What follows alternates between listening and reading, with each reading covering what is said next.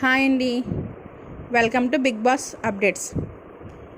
ఈరోజు మిడ్ వీక్లో హౌస్మేట్స్ ఓటింగ్స్తో ఎలిమినేట్ అయ్యేది ఆదిత్య ఓం గారు.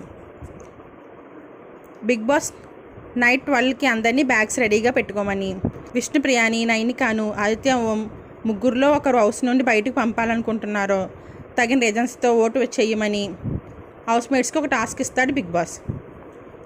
అందులో most of the votes Aditya Om గారికి వస్తాయి.